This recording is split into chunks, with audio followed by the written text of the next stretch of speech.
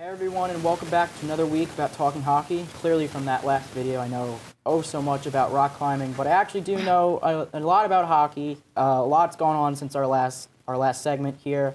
Ryan, Victoria, you want to talk about the Devils Stadium Series a little bit? Yeah, I mean, this just happened over the weekend. Massive game. I mean, first we had Devils Flyers. We'll go into your team later, and I'm really excited about that. But Huge win for the Devils. I mean, Devils have been rocky this season, up and down, so it was really good to see a big win against division rival, call it the 95 rivalry series, whatever, but big win for the Devils over the Flyers. I mean, way to start the game, 32 seconds in, and Nico Hischier scores the goal, 32 seconds in, no one really knew about it. I didn't even turn it on. I didn't even turn on either. I was like, what happened? I think all of 75,000 fans were a little surprised it actually happened that quick. I mean, this is in MetLife Stadium. This is where a football team plays. I didn't think I'd ever see, hockey teams fill out or almost sell out a football stadium here. The turnout was crazy. I know. I mean, talking about one Nico, we'll go straight to another Nico. I mean, our goalie, Nico Dawes, the young guy, 45 saves, outscoring the record. I mean, he hasn't been good this season, but I mean, way to show up at such a big time. Moment, big time. Agreed. So there was another game that happened that weekend. The Islanders played the Rangers. In typical Islanders fashion, we lost in overtime, 6-5. Absolute shootout. Did not think the Islanders were capable of scoring that many goals. Lost in overtime, really anticlimactic.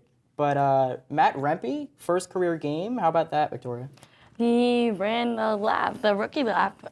First rookie to run the rookie lap in an outdoor game. Pretty exciting, pretty crazy. He had a fight, too. Oh, I saw. He fought Way to start the career I know, right there. Hey, but you're saying uneventful overtime, majorly disagree.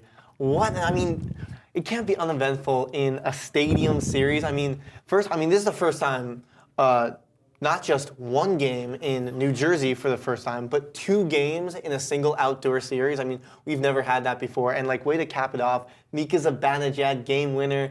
I know it was against your Islanders, but I mean, you can't deny what a story that was and for what a weekend. It was a great game to watch. Definitely an ending I wish to forget. But also, since we've last spoke up here, the All-Star game has happened, and there's a lot that went down there as well. Yeah, I mean, very entertaining All-Star game. I mean, of the three games that played, two of them, both in the first round, went to shootouts. I mean, that doesn't happen that often.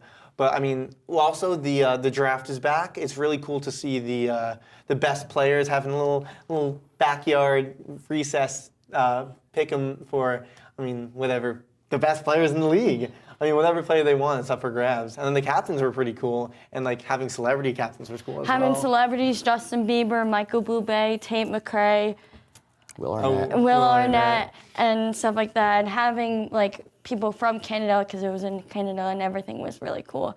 And the halftime performance. Connor McDavid, I mean, are we really surprised that he won the individual skills competition? Winning the $1 million? He needs He needs it. I mean, they don't make enough money. Yeah, we don't get NFL salaries here. But, I mean, we're not surprised. He's miles better than anyone in the league. He was miles better in the skills competition, too. I mean, he got 5 more points than the next best guy. I mean, fastest player, best accuracy. I mean, he's clearly the best player of our generation. He is all-around god at hockey, and he showed that. He showed that weekend. So Connor McDavid plays for a specific team in the NHL that we mentioned last time here on the show. We could not have been more wrong with our takes. We said the Oilers suck. We didn't know what was wrong with them. And then they went on to win 16 games straight. Yeah, I mean, big man knows when he's incorrect, and I will proudly admit that we were very incorrect about that Oilers team. I mean, not surprised because McDavid and Draisaitl do the best players, but I mean, not even just 16 games. Obviously, there was second most in the entire NHL history. Second most. But they also won 8 games before, so they won 24 out of 27 games. And after that abysmal start that they had, that was huge for them. And they're back in the playoffs, not even just a wild card, but they are third in their division. So that's a huge turnaround for them. And maybe they won't fall apart in the playoffs, but I mean, it's the Oilers. You can't have anything. We'll see. And with bad goaltending as well. They sent their goalie down to the minors. I thought they were dead to rights. I mean, I don't know how they did it. I mean, Stuart Skinner's pretty good. I mean, young goalie. I mean, he was an all-star last year, showing a lot of promise, and being with Team McDavid, he got to pull your weight, and I'm sure he did. Talking about the All-Stars, not the All-Stars, talking about the NHL playoffs, who do you guys think is going to win the Stanley Cup this year? It's tough. There's obviously a lot of teams that could be great. My pick is going to be a bit of a sneakier pick. I'm going to pick the Dallas Stars. I think their division is definitely one they can capitalize on. They have a lot of older players that still are just playing out of their mind. They have a lot of young guys, and their goalie's on absolute lockdown. Yeah, I mean, I was hoping the Stars won when they were against the Lightning in 2020, but I mean, you guys aren't going to be happy with it. I'm not happy with it. Choose another team in the Metropolitan Division, but I mean, I gotta go the New York Rangers. I mean, they're so good. Okay, Victoria, who do you have for your pick? I'm actually going to say the Oilers. Oh, okay. Because although you guys slept on them, they had the 8 winning streak, 16 winning streak. I think they might take it all the way. Look, I mean, the NHL playoffs are always tight. It's always going to be a close race. But with all that being said, we've loved talking hockey with you here tonight. We'd love to do it again sometime. From all of us here at the HSN crew, have a good night.